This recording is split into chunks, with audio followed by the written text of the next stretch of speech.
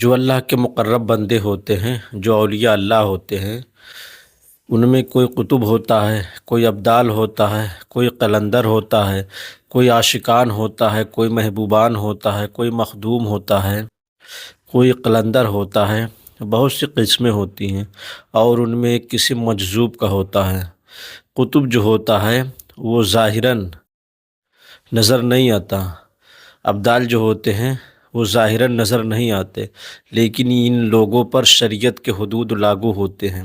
یعنی یہ ایسے بندے ہوتے ہیں اللہ کے جو شریعت کی پاسداری کرتے ہیں، شریعت کے پابند ہوتے ہیں،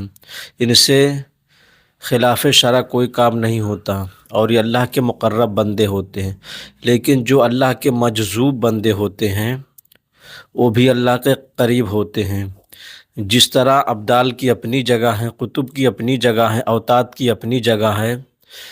مخدوم کی اپنی جگہ ہے، قلندر کی اپنی جگہ ہے، ملنگوں کی اپنی جگہ ہے، اسی طرح مجذوب کی بھی اپنی جگہ ہے۔ لیکن مجذوب جو ہوتا ہے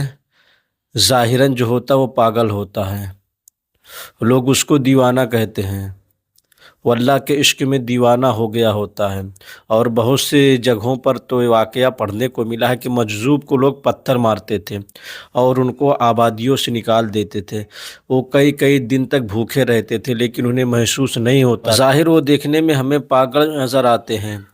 ان کا جو کام ہے وہ خلاف شرع نظر آتا ہے، لیکن ان کے کام خلاف شرع نہیں ہوتے، کیونکہ جو عام انسان ہوتے ہیں ان پر شریعت کے حدود لاگو ہوتے ہیں،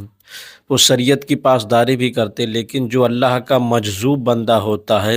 جو دیوانہ بندہ ہوتا ہے، جو پاگل بندہ ہوتا ہے، جو خود خدا کی یاد میں پاگل ہو جاتا ہے، دیوانہ ہو جاتا ہے، اس پر شریعت کے حدود لاگو نہیں ہوتے، اس پر شریعت کے احکام نافذ نہیں ہوتے۔ آقا کریم صلی اللہ تعالیٰ علیہ وآلہ وسلم نے ارشاد فرمایا کہ تین ایسے لوگ ہیں جن پر شریعت کے حدود لاگو نہیں ہوتے، یعنی شریعت کا حکم ان پر نافذ نہیں ہوتا۔ ہم پر، آپ پر اور جو نارمل لوگ ہیں ان پر شریعت کے حدود لاگو ہوتے ہیں، لیکن جو اللہ کے مجذوب بندے ہوتے ہیں ان پر شریعت کے حدود لاگو نہیں ہوتے۔ تو آقا کریم صلی اللہ علیہ وآلہ وسلم نے ارشاد فرمایا کہ پہلا وہ شخص جن پر شریعت کے حدود لاگو نہیں ہوتے، شریعت کا حکم لاگو نہیں ہوتا، پہلا وہ شخص ہے کہ اگر سو رہا ہو اور اس کی زبان سے کچھ غلط نکل گیا ہو، یعنی وہ سو رہا، اس کی زبان سے کچھ شرکیہ یا پھر بے ادبی کا کوئی بات نکل گئی ہو تو اس پر شریعت کے حدود لاگو نہیں ہوتے۔ اور جو دوسرے لوگ ہیں وہ اللہ کے مقرب بندے ہوتے ہیں، یعنی وہ دیوانہ جب تک کہ اس کو ہوش نہ آ جائے۔ تو مجذوب کون ہوتا ہے؟ وہ دیوانے تو ہوتے ہیں، وہ جذب کی عالم میں ہوتے ہیں، انہوں نے اپنی زندگی اللہ کے لیے وقف کر دی، نہ انہیں کھانے سے مطلب ہوتا ہے، نہ انہیں پینے سے مطلب ہوتا ہے، نہ انہیں دیکھنے سے مطلب ہوتا ہے، نہ انہیں چلنے سے مطلب ہوتا ہے۔ مجذوب اگر چلتا ہے تو چلتا ہی جاتا ہے، بیٹھا رہتا ہے تو بیٹھا ہی رہتا ہے، کہیں دیکھتا ہے تو مطلب دیکھتا ہی رہتا ہے، وہ ہمیشہ جذب کی حالت میں رہتا ہے، حالت وجد میں رہتا ہے، اور اسی لیے دنیا اس کو پاگل کہتی ہے۔ لیکن وہ پاگل نہیں ہوتے ہیں، وہ اللہ کے مقبول بندے ہوتے ہیں، وہ اللہ کے قریب ہوتے ہیں، اور یہی وہ لوگ ہیں جن سے اللہ راضی ہو جاتا ہے۔ اور جو تیسرے لوگ ہیں جن کے بارے میں نبی کریم صلی اللہ تعالیٰ علیہ وآلہ وسلم نے ارشاد فرمایا، وہ بچہ جو نابالغ ہے اگر اس کے منہ سے کوئی ایسے الفاظ نکل گئے جو بظاہر خلاف شرع ہے تو اس پر بھی شریعت کے حدود لاگو نہیں ہوتے۔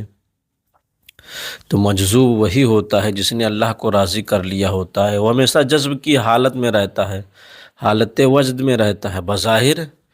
اس کے جو کام ہوتے ہیں وہ ہمیں الٹے سیدھے معلوم ہوتے ہیں، لیکن جو اہل نظر ہیں، اہل معرفت ہیں، وہ جانتے ہیں کہ مجذوب کیا سے کیا کر سکتا ہے۔ اگر وہ دعا کے لیے ہاتھ اٹھا دیں تو اللہ ان کی دعاؤں کو قبول کرتا ہے۔ اس لیے اگر کسی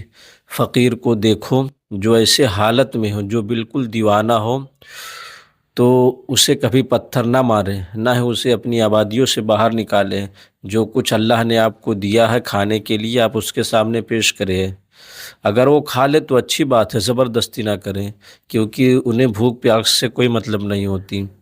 ان کی زندگی میں بس ایک ہی کام ہوتا ہے کہ اللہ اللہ، اللہ کے سوا